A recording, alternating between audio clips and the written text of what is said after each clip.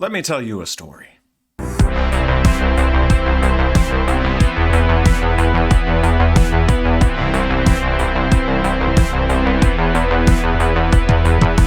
Bodhisattva was once a tree fairy, and he saw the following occur. A dung beetle walked past a caravan way station out in a border region and drank some liquor that had spilled on the ground. He was drunk when he returned to his lump of dung to sleep. The dung was still a bit moist, and when he lay down, it gave way. He thought this happened because of his great strength. At that very moment, an angry elephant walking by smelled the dung and turned around in disgust. But the impaired dung beetle believed the elephant had fled in fear of him and challenged him to a fight. The elephant came back saying, "I will not fight you with my feet, hands, or tusks. I will use what is appropriate for you, dung." Then he dropped a large dung ball on the beetle and urinated on him too. The dung beetle died. What, friends, what an interesting tale to tell. We have a beetle. He is hammered. He goes to sleep on his pile of dung. That dung, because it is wet, gives way, and he thinks, hoo, I have become swole. I am become swole. I am the epitome of swole, me, this dung beetle. He also, because he is sleeping on a pile of dung, stinks. We have an elephant, walks by, disgusted. Elephants, incredibly intelligent, cleanish creatures, at least don't like to purposefully step in dung, even with drunk beetles on it. Beetle, thinking he's big, once more challenges him, and the elephant drops a little more dung on him, urinates on him, and the beetle dies. Now this looks like, at least in spirit, if not literally, a ton of short clips of street fights that I like to watch on various streaming services, but that is not the meaning of this story. Let's see where this story goes. It turns out, friends, that this story is in fact a parable.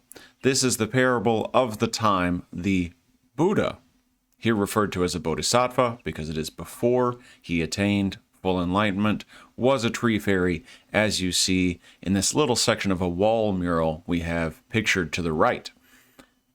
The story goes like this. The dung beetle was an earlier birth of an obnoxious lout who used to bother the Buddha's disciples so much when they went collecting morning alms that they stopped visiting his village.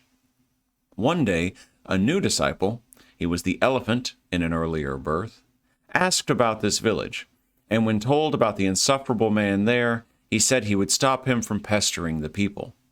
When this lout saw the disciple, he rushed up and started asking questions, but the disciple told him he would not answer until after he finished collecting alms.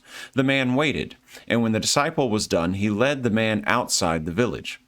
When the man asked his first question, the disciple hit him in the head, knocked him to the ground, beat him, threw dirt in his face, and told him that if he ever asked another disciple any questions, he would come back and do it again.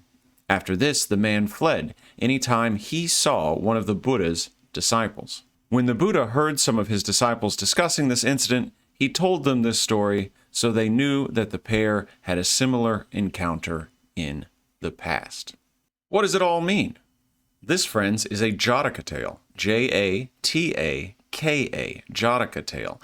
These are stories of the Buddha's life before the Buddha became the Buddha, as he is along the path to enlightenment and all the things that he personally experienced and things he saw. Some of these tales involve the Buddha directly. This one we have read is just him sort of as an outside observer. First, he's a tree fairy. Then, of course, he is the enlightened Buddha in the up-to-date version, the second part of the story. And what he's seeing is a repetition through birth, death, and rebirth of struggles that one sees in life. The irritation that the elephant experiences, reaction to the haughtiness of this person who is at first a dung beetle and then a lout in a village, disturbing monks collecting alms. Their struggle continues over and over and over. We see and hear no praise from the Buddha about this great defender of monks who was once an elephant. He seems to be the better of the two, but as we will learn as we look into Buddhism, this module, Buddhism is really about the sort of acceptance that all life is suffering and the giving up of that. So one might say that even this disciple here, who was once an elephant, who defeats this lout in the up-to-date times, keeping this lout from stopping the monks from collecting alms and supporting themselves, even he has quite a lot to learn. But anyway, that's the world we're jumping into now. The history we're going to be looking at in this module is about South Asia. So Pakistan, we'll talk about Afghanistan, we'll talk about India, all the way up to the border of what is now Myanmar, was some decades earlier Burma. We will begin with the King Ashoka, Ashoka the Great, and he will guide us through part of this history. Ashoka is a king in the Mauryan dynasty. Now, the dates of the Mauryan dynasty are 320 BCE to 185 BCE. Ashoka's date as one king in this dynasty, he ruled from 268 to 232 BCE. This is a pretty unique period in Indian history. Now, I don't want to besmirch anything or give you the wrong idea about the wonderful and beautiful complexity and intellectual history and cultural history, technological developments and things like that going on in India. But it is the case, nonetheless, that the Indian subcontinent is a place in history that very rarely has any firm, centralized imperial authority. For the most part, power is decentralized. We'll look at that this module in the concept of the Chakravartin as a particular kind of ruler who, exercises their will through patronizing various forms of religious practice. This is not someone who rules through sort of military might. This is someone who rules through prestige, cultural capital, if you like that term, something like that. But we'll talk about Ashoka, perhaps the model for a Chakravartin. The first 8 years of Ashoka's reign were characterized by war. So if he's going to extend his power, of course, he does need some military. But again, we're not going to get to a point where this is a dynasty that is held in place by military authority in the main. So Ashoka, he's at war. He's consolidating his territory in the Mauryan dynasty. He goes on a campaign as far north, we'll look at a map in just a second, as a place called Gandhara, and south past a place called Kalinga on the Indian eastern coast. After that southern campaign, after he makes it to Kalinga, Ashoka begins to feel horrible about all of the death associated with the unification of his dynasty. He becomes remorseful about the violence, about the bloodshed that he himself has ordered and has personally committed, and he decides to make up for this, to dedicate the rest of his life to the practice of Buddhism. And he's very significant here because it is, no one could, these hypotheticals are hard to say anything too concretely about because they're hypotheticals, but it might be the case that if Ashoka had not at this point, after conquering Kalinga, decided to devote himself to Buddhism, we may be, in the present day, finding ourselves in a world where Buddhism is not a way of thinking at all, where Buddhism as a religion does not exist. It's a sort of an interesting twist in this history that eventually Buddhism will leave India and Theravada Buddhism will become the main practice in Southeast Asia, whereas Mahayana Buddhism will become the main practice in China, or one of the main practices in China. But, so Hinduism, or what the British call Hinduism, is going to eventually take over here. But that notwithstanding, India is the birthplace of Buddhism, and Ashoka is its first major and, historically speaking, probably most important patron. So I promised a map, and a map I have. Let's take a closer look. Now, we were describing Ashoka's military campaigns. I mentioned Gandhara, I mentioned Kalinga. You can see on the map, if you look south along the coast, he does move further than Kalinga before he has his sort of come to Buddha moment, but move south he does. That's the sort of last wing of his campaign. If you can see the node on the map from which all of these campaigns extend, that is going to be Ashoka's capital, Pataliputra. Now, like Egypt, ancient India used perishable materials for writing. Egypt used, papyrus and things like that. In India, we have palm leaves. So we've got a very early writing system, but we have the problem of none of the materials on which anything was written really existing. There are no written documents in our possession currently before the 3rd century BCE. We know Ashoka's reign because his thoughts were carved into stone through a rock edict, a very famous rock edict, and stone pillars. The fullest description of an individual's thoughts and life before the modern era in this region are Ashoka's own thoughts, sort of carved in these rocks in the 3rd person, his thoughts on his own life. And so one of these very important edicts we have here. This is after conquering Kalinga in 260 BCE. An edict is carved that says the following: when he had consecrated 8 years, the beloved of the gods, the king Ashoka, conquered Kalinga. 150,000 people were deported, 100,000 were killed, and many times that number perished. Afterwards, now that Kalinga was annexed, the beloved of the gods very earnestly practiced Dharma. Now, we'll talk also about what Dharma is, but this is associated with the truth of the Buddhist practice. He desired Dharma and he taught Dharma. On conquering Kalinga, the beloved of the gods felt remorse, for when an independent country is conquered, the slaughter, death, and deportation of the people is extremely grievous to the beloved of the gods. Again, every time they're saying beloved of the gods, that's Ashoka, and weighs heavily on his mind.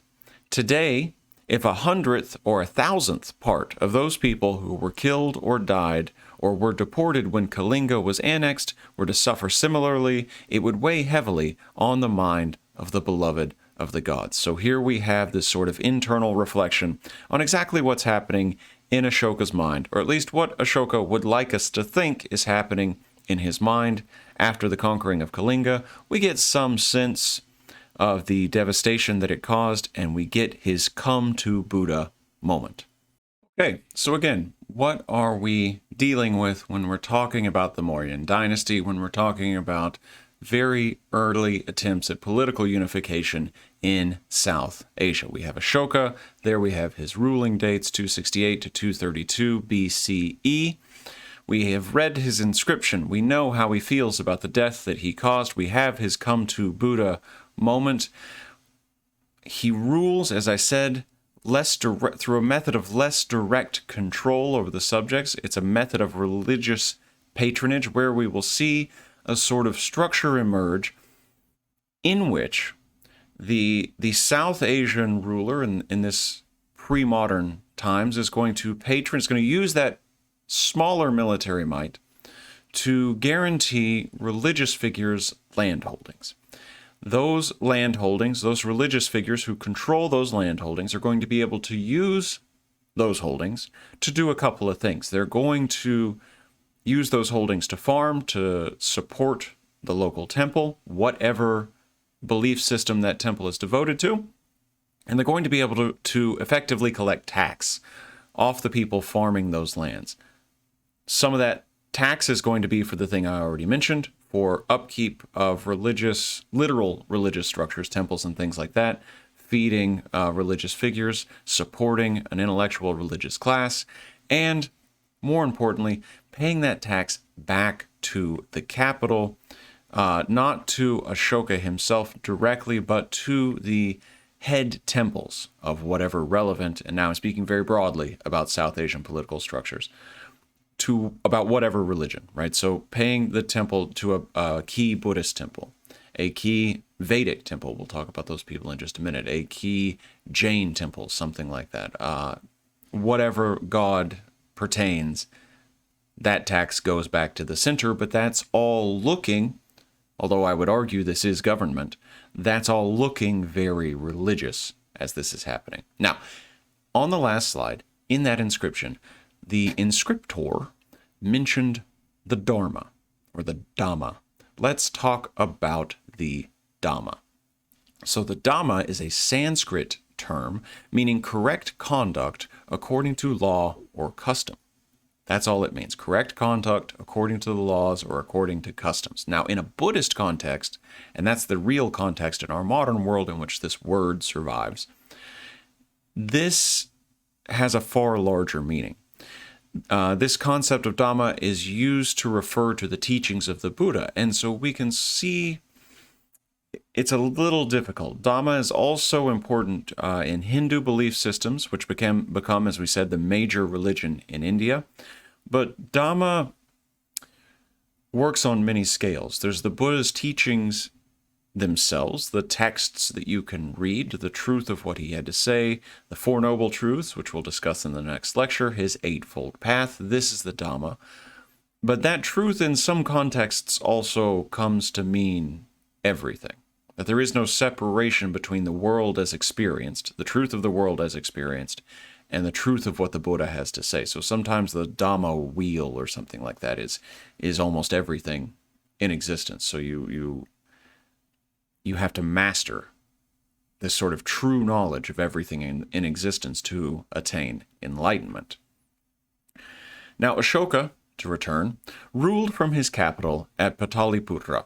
The Mauryan dynasty was one of the few dynasties, as I've mentioned, that was able to unite the region even if for only a brief period. Most Indian history is not politically unified. There was a high degree of cultural unity throughout Indian pre-modern history.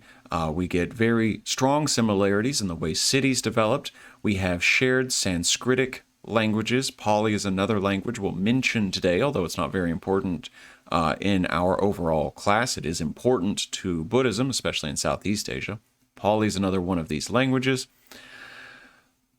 There are common religious texts shared among, quite a large geography of this region, and similar ways of conceiving of society according to distinct social rank, a concept we'll get to, the Varna, what become you might have heard of as castes.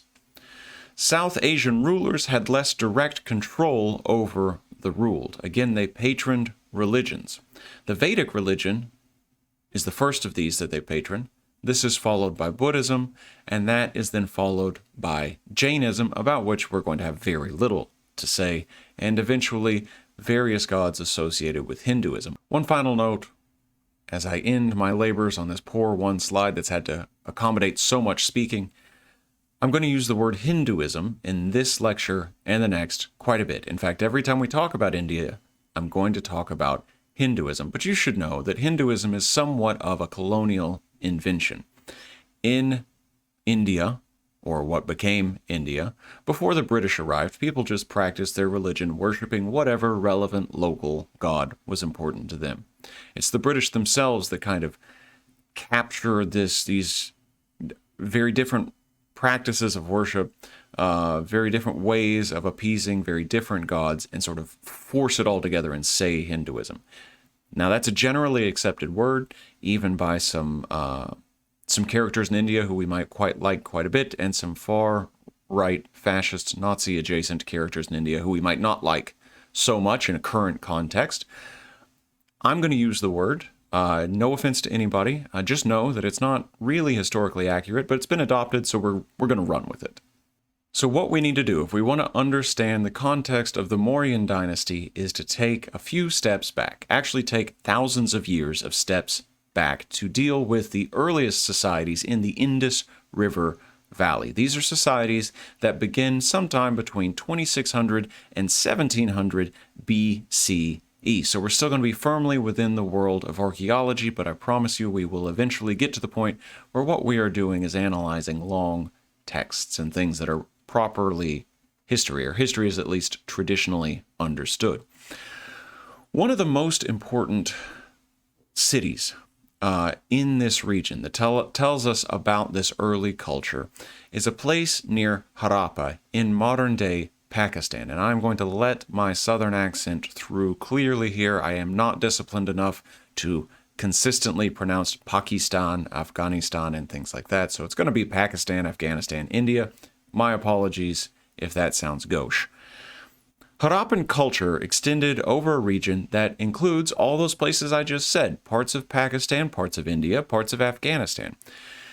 They all shared a common script, an unfortunate feature of which is that it has not yet been translated, Harappan script. So it's a complex society, it has a written culture, but we do not yet know what it was they were writing down.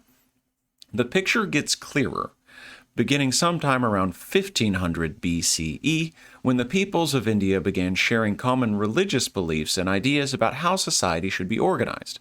Not politically unified during this period, but culturally, we're getting some kind of a bind, some kind of real system that holds peoples in the region together, even if they're not under the same ruler. The patterns that emerged during this period, after 1500 BCE, these patterns hold true for much of pre-modern Indian history. Let's talk geography. So we have our early Indus River Valley societies. They are in, and this will be a little elementary, but stick with me, South Asia, a subcontinent with three key regions. The largely unpopulated mountainous regions to the north, I hope you are familiar with these regions, the Himalayas, that sort of thing. The heavily populated plains of the two great river valleys, the Indus in the west and the Ganges in the east. And finally, the southern peninsula, less populated than either of these two other areas, but nonetheless historically important.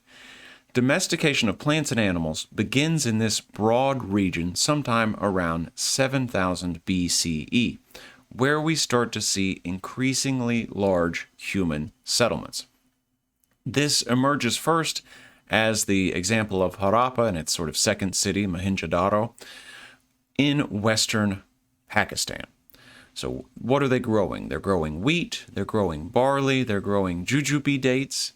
They are working with, if we've got agriculture, we have to have cultivated plants, we have to have domesticated animals in most contexts.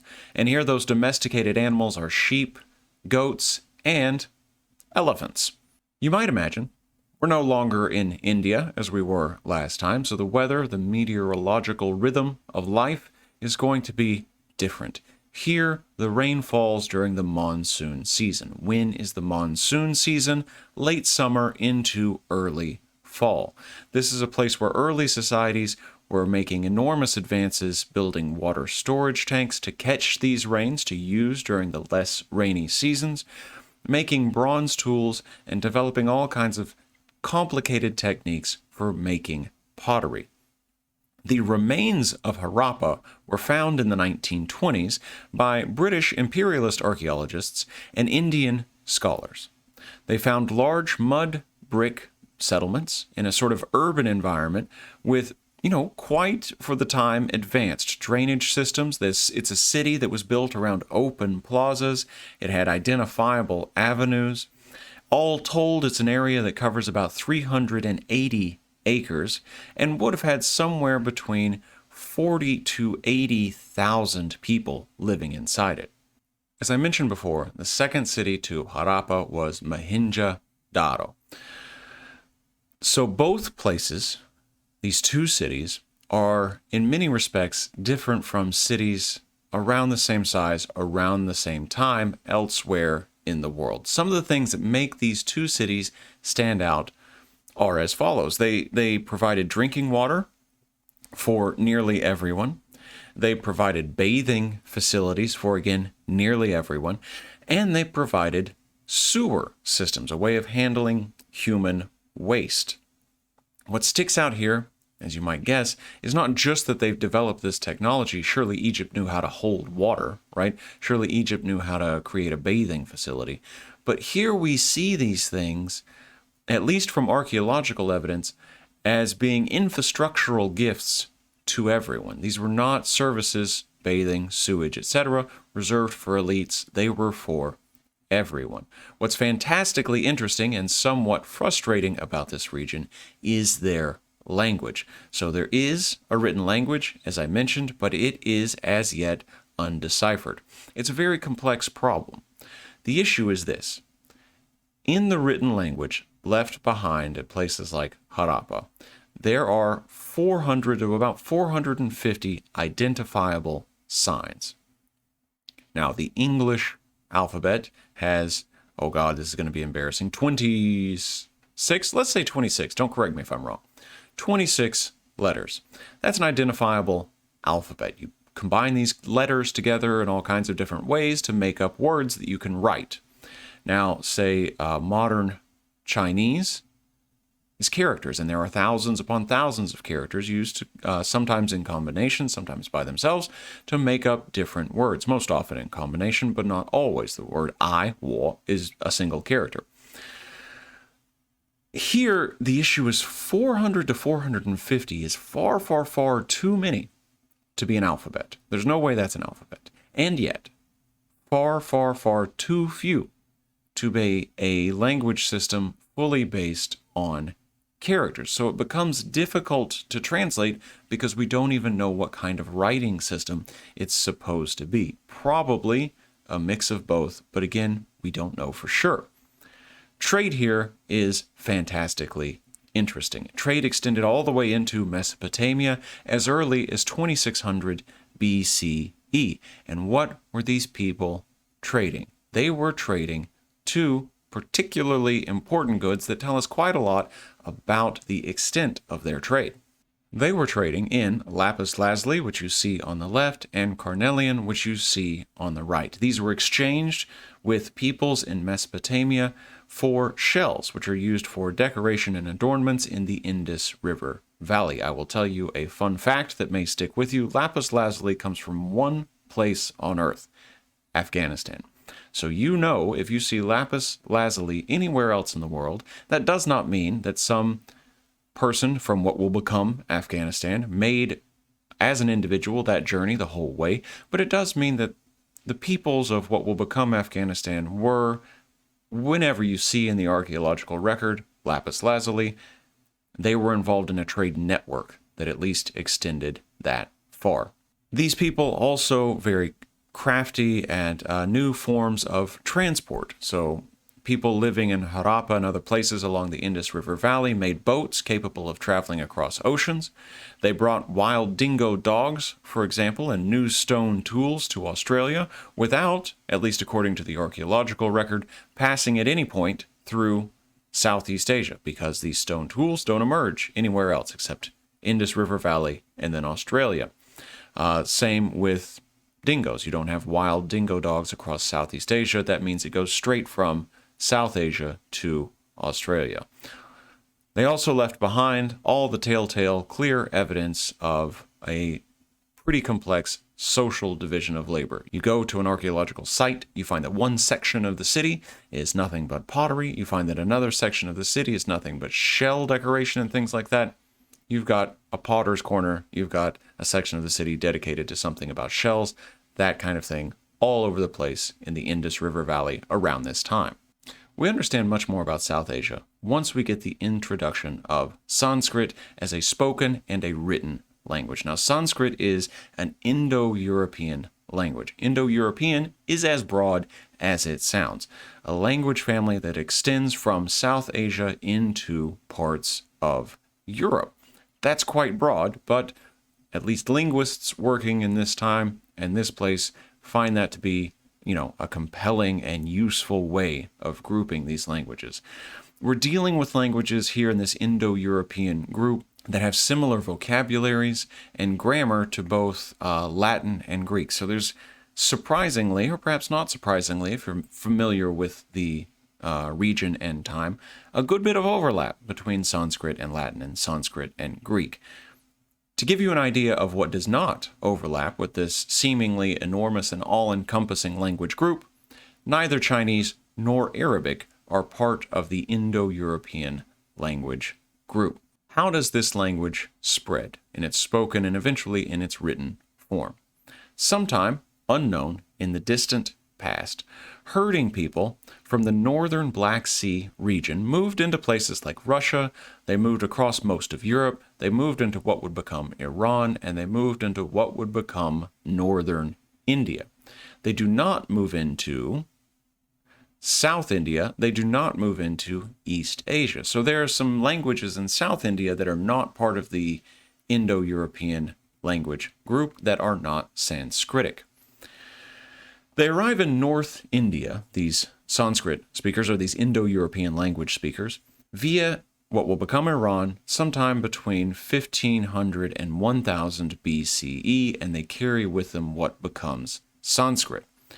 North India speaks a descendant language, Hindi.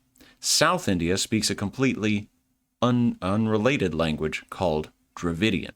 So to give you an idea, here's a table with some Sanskrit, Greek, Latin, and English words. This is sort of going to tell you about where these languages overlap and do not. So if we look in the first row, mother, mater, I don't speak Greek, and matar, let's guess, I don't speak Sanskrit either. I will stop embarrassing myself at that, but you can see the sort of overlap with father, brother, me, I think is very obvious, 2 looks very obvious, 6, and so forth. So there actually is surprisingly quite a bit of overlap spanning from, the British Isles into northern India, at least in terms of the core structure of words and some of the core structures of the grammar. It might help then to look at a map. So here we have a map of the large language groups in Eurasia. And we see that Indo-European languages actually encompasses quite a large variety. We have Celtic, Germanic, Romance, Slavic, Iranian, Indic, and even other, all grouped within this one language family. If we turn our eyes to the sort of up-close shot of South Asia here, you can see in North India, Indic languages predominating. In Afghanistan, you have Iranian languages. But down in the south, in southern India, on the northern coast of Sri Lanka, we have Dravidian and other types of languages that, are not part of this original Indo-European language group. We can also look up north, and we see China, we see Myanmar. Those are Sino-Tibetan language families. Those are, in almost every way, unrelated to Indo-European language. Now, we just saw on our map that Burma is part of the Sino-Tibetan language family, or Myanmar is part of that family. That's going to go for the rest of Southeast Asia, not related to Indo-European languages. However, Sanskrit as a written system, many years after what we're talking about in this set of lectures, takes a life of its own, sort of helping create a script for those Southeast Asian languages, even if their grammatical structures, their words, are rooted in a different base than Sanskrit itself. So on the slide in front of you in the top right, what you see is an example of Sanskrit as a writing system. What you see in the bottom, that is, at least for, say, people in Thailand or Laos, that is the language of the Buddha. That is the, in reference to the Pali Canon, that is a script called Pali. Now, we're not going to read any of it. I just want you to look at what it broadly looks at so that I can then show you these two script systems which emerge in South Asia in what becomes India and how much they look like this system. These are examples of important Buddhist texts written not in Sanskrit, not in Pali, but in Burmese. So Burmese writing system takes a lot from Sanskrit, takes a lot from Pali to come up with its own way of writing its own language. We then turn to Kamai. Now, you want to bore people at parties, make sure that they know you're not someone to be spoken to. Kamai is written, you may have seen, Khmer, Khmer, as in the Khmer Rouge in Cambodia. And now that I've said Cambodia, you know this is Cambodian language. But if you really want to turn somebody off from talking to you at a party, you can correct them and say, did you know that Khmer is actually pronounced Kamai? And this is Kamai language. Hopefully you can see the Sanskritic, the Pali influence. And then finally, each of these phrases in front of you is just pre-modern world history, the title of this course. And we have at the top pre-modern world history in Thai script. We have below it pre-modern world history in Lao or Laotian. Lao is the preferred adjectival form there. Anyway, in Lao script, then in Kamai or Cambodian script, and finally at the bottom, in Burmese script. So while they are all distinct from one another, hopefully you can see a relationship to their original South Asian sources. Okay, with that done, let us look at the religion of the earliest people to move into this region, a source of sorts for later what becomes called Hinduism, and let's get out of here. So let's talk about the Rig Veda. What is the Rig Veda? The Rig Veda is a collection of 1,028 Sanskrit hymns, composed around 1500 to 1000 BCE, so about a 500-year window there. And when I say composed, I mean thought up, I mean recited. So there's a 500-year window where this is an oral tradition, and then written down sometime around 1000 BCE. This is one of the best historical sources for Indo-Europeans as they are moving into North India. But of course, as we saw with, for example, Gilgamesh or the Book of the Dead when we were looking at Mesopotamia, when we were looking at India, with these old, very religious types of sources, it tells us a lot about what they value. It might tell us about the tools they use, the resources at their disposal. But of course, there's a lot of really fun and cool supernatural stuff that tells us maybe a little bit less about their material lives. Interesting anyway. So the Rig Veda then is passed down orally through memorization for, as I hope is obvious, centuries. Many of the sort of hymns in the Rig Veda, these Sanskritic hymns, they talk about everyday life activities. You get people talking about sex. You get people talking about gambling, that sort of thing. It gives us an idea into their world that is very useful. So these migrants, these Indo-Europeans, they sometimes called themselves a word that you have heard before. They sometimes called themselves Aryans. Now, I don't have a big point to make here about National Socialism and Germany in the 30s and 40s, but suffice it to say that Aryan in Sanskrit means noble or host.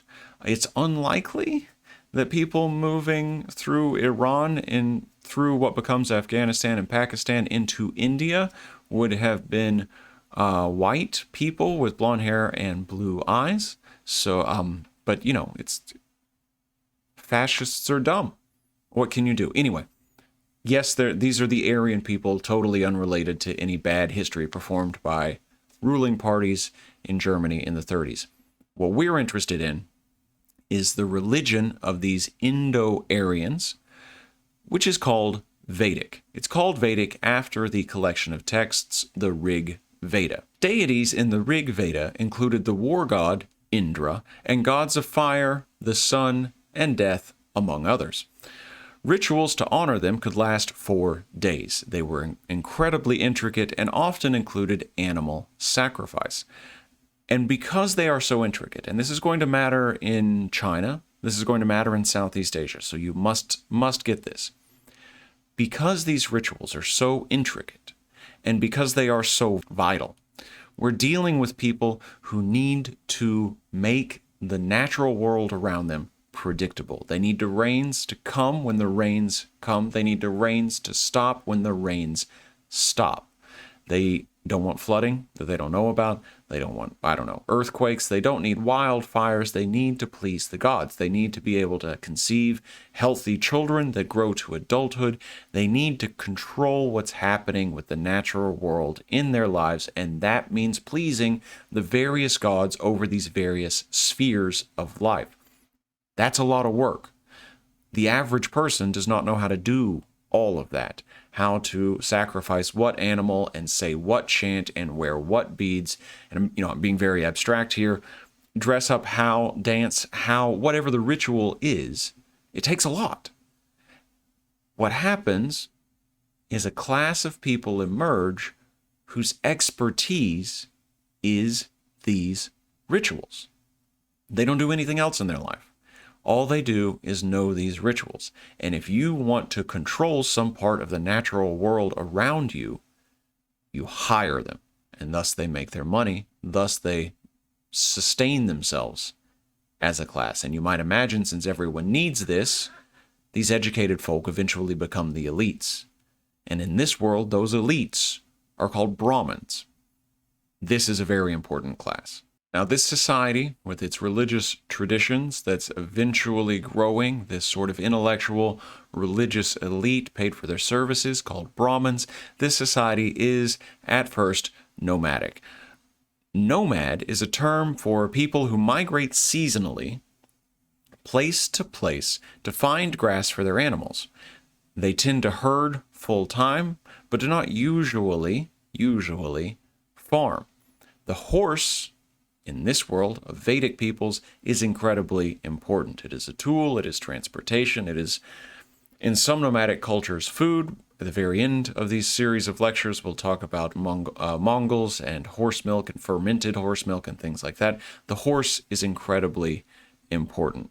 We get here with these Brahmins, with these nomadic peoples, also emerging a division of labor. So within the Rig Veda, there is an address to Indra that goes, and I quote, "Our thoughts bring us to diverse callings," meaning, our thoughts, what we want to do, bring us to different ways of making a living, different main ways of interacting with nature. Maybe I make rope, maybe I make leather products or something, maybe I herd animals, maybe I'm a Brahmin, that sort of thing. This diverse callings, the thing goes on, says, setting people apart. And the quote continues, "The carpenter seeks what is broken, the physician a fracture, the Brahmin priest seeks one who presses soma." Soma here, an intoxicant thought to, if ingested, assist the Brahmin in performing the rituals. Let's pause for just a second to talk then, what about specifically the role of women in this world? It's not so bad. For the pre-modern world, women could be unsupervised in public, so you didn't need some kind of male escort or something like that to go around. Women received an education alongside their male counterparts, or girls received an education in childhood alongside boys. What would they have studied? They would have studied the most important written texts available, the Rig Veda, so they were studying hymns. However, women were not allowed to recite these hymns in public. That is, in this culture, man's work. So there is a stop on women's participation in intellectual life here in Vedic culture. Women were sometimes allowed to choose husbands if they gained parental permission. But if you need permission, I'm not sure how much you're allowed to choose a husband, but sometimes it happened anyway. Women could inherit property, so they could own their own home if, such a home were willed to them, and they could remarry. Around the year 1000 BCE, as the nomads settled into agricultural life, so as farming is becoming more important, meaning you're not following a herd around, you're sitting in one place, your cities are growing, you have more time to devote to things that require complex and heavy tools because you don't have to move them around. Social roles became more fixed, and women's place in society, unfortunately, declined.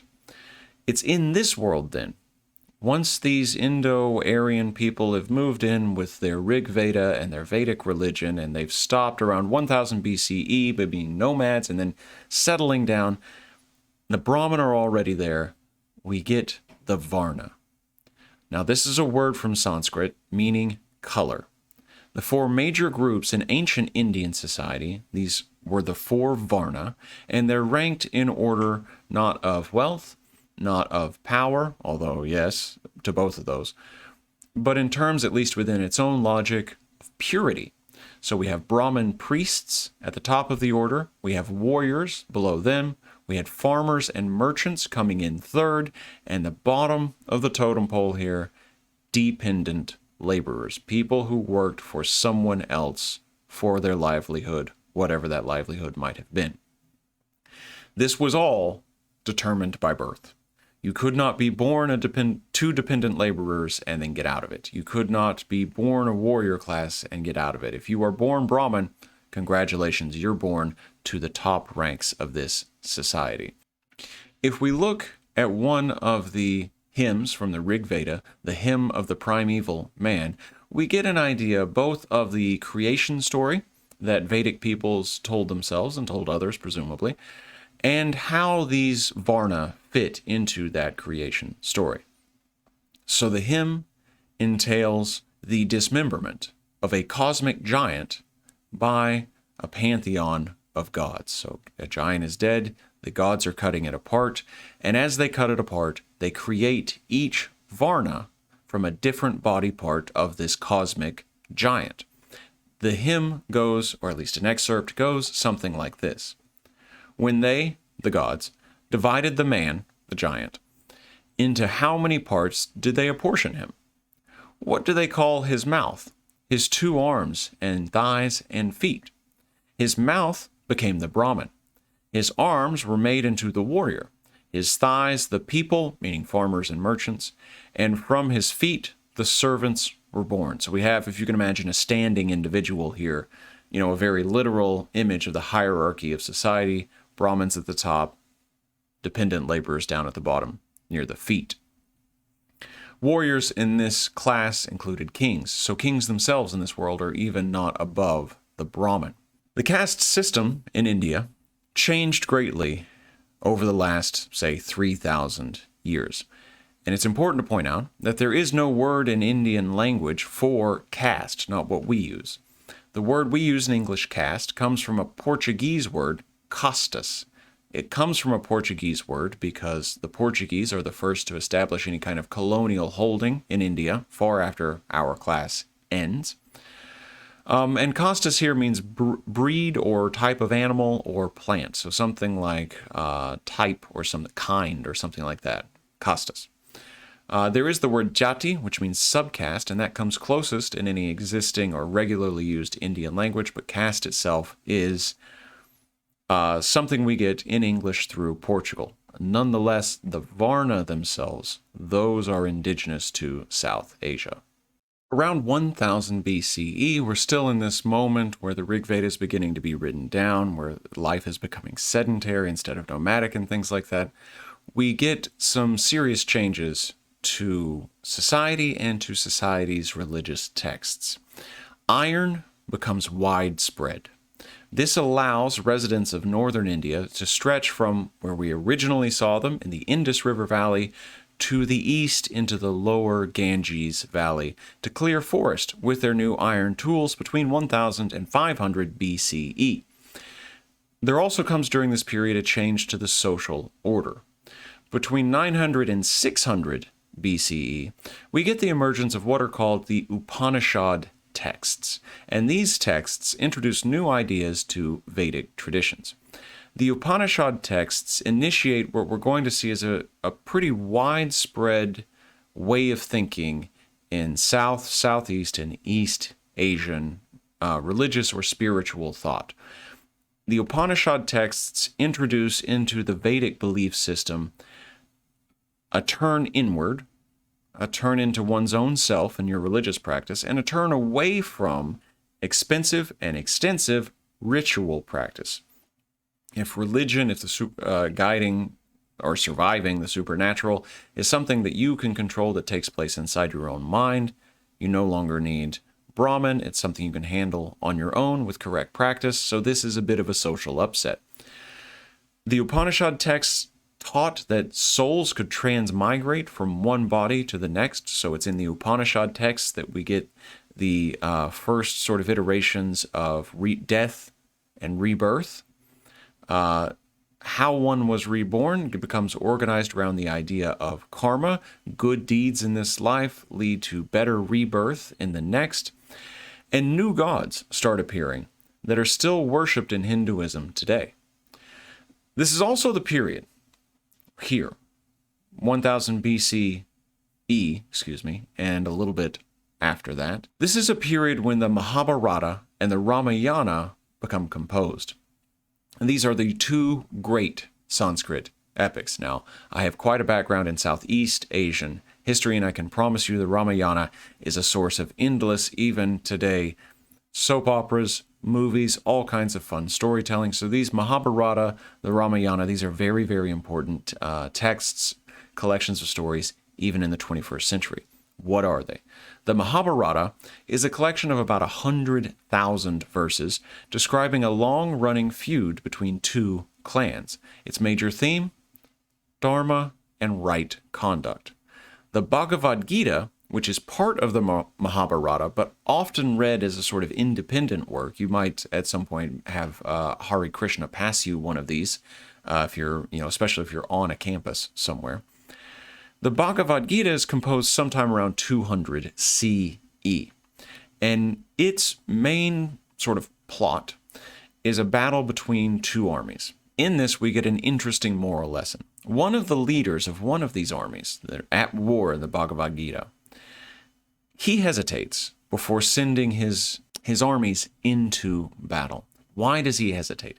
Well, he knows that he has relatives on the other side in this battle. And if he sends those armies that he commands into this battle, he very well may be responsible for killing his own relatives and dooming them once again to the cycle of death and then rebirth.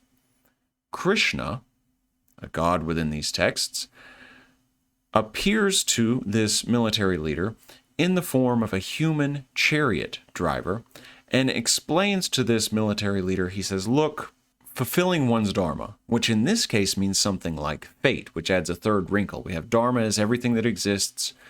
Buddhism hasn't emerged yet, but it will mean in Buddhism the truth of the Buddha. And here dharma in the Mahabharata and the Bhagavad Gita means something like fate. Krishna shows up, he's a human chariot driver, and he says, fulfilling your dharma is the highest moral good, fulfilling your fate. And what is his fate? His fate is to be a military leader. His fate is to send his armies in. His fate is likely to be responsible for the death of his relatives, which in any other case would seem like something bad you wouldn't want to do. Krishna then appears to the same military leader as a warrior and says, you need to devote yourself to worshiping Krishna, who is, your major moral guide here. Krishna's teachings then become a major part of later Hindu practices, which, at least as in a reading of the Bhagavad Gita here, really emphasize fate and understanding your role in the universe over sort of moral action that might contradict that role. The Ramayana, the other of these two epics, fantastically interesting. The story of King Rama, who, well off, but thought by his father to be unfit perhaps to rule, exiled from his kingdom along with his wife. During his exile, his wife is abducted by a demon king, and much of the Ramayana is stories of Rama fighting to get his wife back. His wife's name is Sita, S-I-T-A. Once he gets her back, he fights this evil king, he kills all his enemies, he drags her back to home, safe, sound. King Rama gets his wife back, he looks at her and he says, do you know what? You've been in captivity for quite a long time. I can't know that you're still pure. It might be the case that you've been alone with your captors so long that perhaps through your own wishes or not, you've slept with them. This is no good. Sita, upset by this, naturally, my God, you've been captive for years in the story, and, your husband comes and saves you and then rejects you in the same motion. In an attempt to prove her purity, jumps into a fire and has the fire god return her from that fire unharmed. Within this, we get a sort of interesting idea about sexuality and the morals around sexuality. This is neither of these sort of excerpts does justice to either of these stories. I encourage you to YouTube them in your own time. They are fantastic, but we could spend a semester on the Ramayana, and we don't have that kind of time. In the 6th and the 4th centuries BCE, we get to the final ism we want to talk about in Module 3.1, Jainism. It's a religion about which I have very little to say. Today it has 2 million followers, still practiced, founded by Mahavira, who traveled for 12 years debating ideas with ascetics, coming up with what is the best path to a kind of moral life, to understanding the great truths of the universe and this sort of thing. Mahavira died in his 70s after finally renouncing food and renouncing water as a way of purifying his body. The Jains believe that right faith, right knowledge, and right conduct, as well as an obligation to harm no living being, is the path to a sort of enlightenment, is the path to a kind of higher plane of existence.